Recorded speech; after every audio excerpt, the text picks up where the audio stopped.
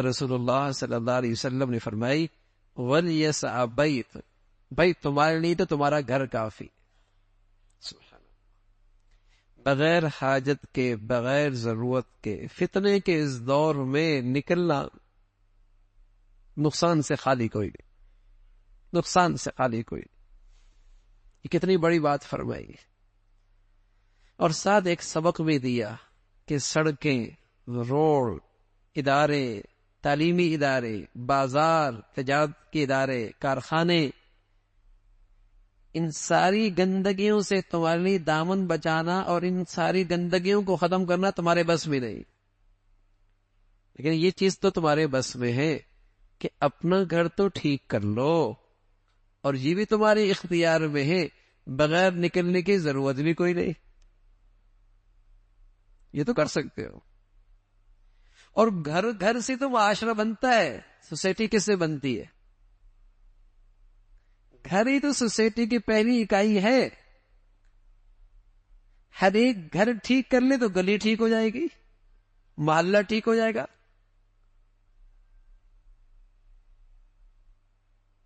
فرمایا وَلْيَسْعَ بَيْتُكَ، تیرے لیے تیرا گھر کافی ہے. اور سچ ہے، اللہ ہمیں نصیب فرما دے، جب گھر ٹھیک ہوگا نا، گھر ٹھیک ہوگا تو جو رونق اور جو مزہ اور جو لطف بچوں میں اور گھر والوں میں نظر آئے گا وہ کہیں اور نہیں ملے گا، کہیں اور نہیں ملے گا.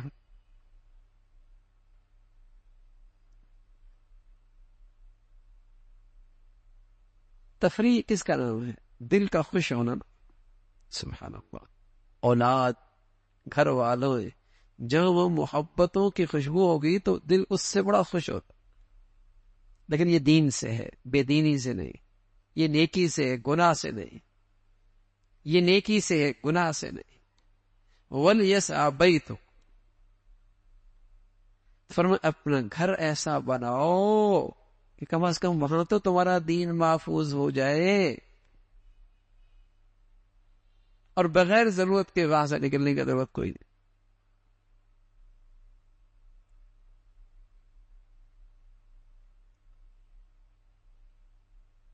یہ 3 نصیحت اللہ کے نبی صلی اللہ علیہ وسلم نے فرمائی. تو میرے عزیزو، اس کو اپنی زندگی کی حصہ بنائے، معمول بنائے، حصہ بنائے، معمول بنائے. باہر فضاؤں میں گندگی گندگی گندگی، گناہ ہی گناہ ہے.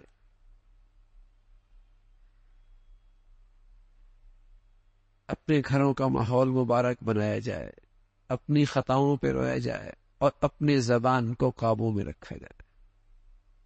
اس کی مشق ہو تو انشاءاللہ اللہ کی ذات سے امید ہے دنیاوی اور دینی دونوں لحاظ سے بہت سارے مصائب سے اور بہت سارے فتنوں سے اور بہت ساری تکالیف سے محفوظ ہو جائے.